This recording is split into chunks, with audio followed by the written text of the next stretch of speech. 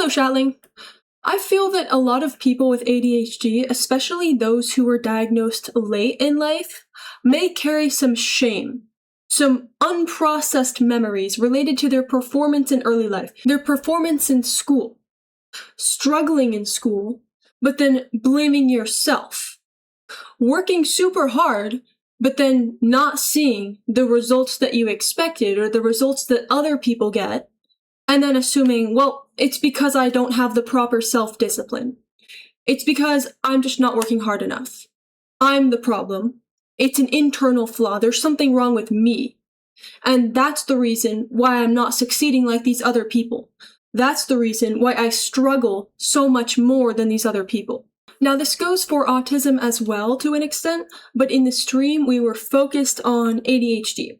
And we were talking about my experience with ADHD, how I always struggled in school, yet I always thought it was purely my fault.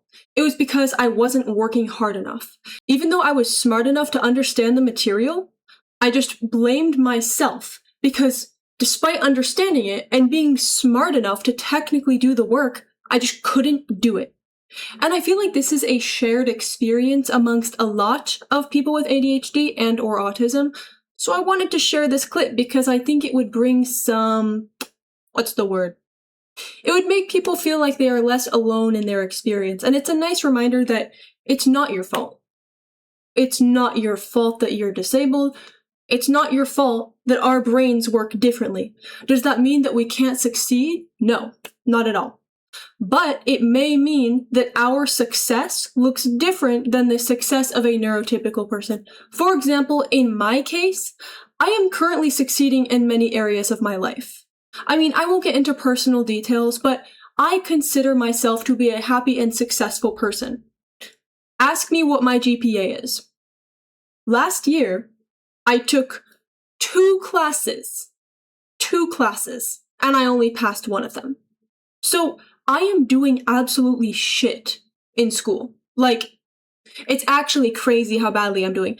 But despite that, I am still very successful in other areas. So it's not that neurodivergent people can't succeed. I am just arguing that our success may look different. It may not look like getting a college degree, working a 9-to-5, getting rich, marrying, having kids, settling down.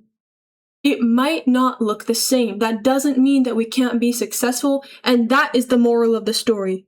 Anyway, let me roll the clip because I want you to see me actually talk about my experience. And let me know if you resonate with it, okay, twin? I think I'm more lean to the side of inattentive ADHD. Mine was largely internalized, which is part of the reason why it was so hard to diagnose. It's because it looked like me sitting in front of my homework for 2 hours crying because I couldn't get it done. Because I couldn't focus. I just couldn't get my brain onto it. And this happened for years. And I always thought that it was because I was lazy and because I just wasn't working hard enough. And I would sit in front of my math homework crying because I just couldn't get focused. It's not that I couldn't do it. I could. Like, it was easy. But getting my brain focused on it was so hard. And doing that consistently for the 30 fucking problems that I had, I would cry in front of my math homework. Simultaneously, I had a 4.8 GPA. I was a very smart kid, but I was still doing terribly in some areas. And that was my inattentive ADHD. Because I was a smart kid, and I learned how to mask and get around some things, I could utilize my skills outside of memorization. I wouldn't study for tests. I couldn't get myself to do it, but I would still do well. I just white-knuckled my way through school, and therefore, nobody suspected me of having ADHD. The professional who diagnosed me also thought that I had hyperactive type ADHD, so therefore combined type. And I guess I can see it, I can see some elements of it, but I am much more inattentive. My ADHD is very internalized. Very, very internalized. It looked like for my entire life, thinking that I was just lazy, and it was all my fault, and it's because I wasn't working hard enough. I was the problem. I didn't know that it was not supposed to be so incredibly hard to just do things. I thought that it was a self-discipline issue. I thought, damn, I need to get better. because all of these people are doing better than me. They're not on their phones all day. They're going out there and exercising. They're doing their homework. They're doing well. So I must be the problem. It must be because I'm just not working hard enough. I always blamed myself.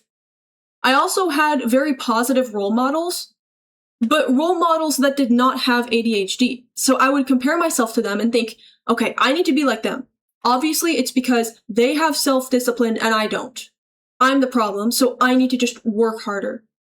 As a child, I was very obsessed with self-discipline. And it turns out that was because I struggled with it so much due to my ADHD, but I didn't know it was due to my ADHD. I thought it was just because I had poor self-discipline. Meow! Thank you for joining me, Twin. Make sure to be kind to yourself and take care of yourself. And follow my Twitch. Okay? Okay. Bye, Twin. Mwah.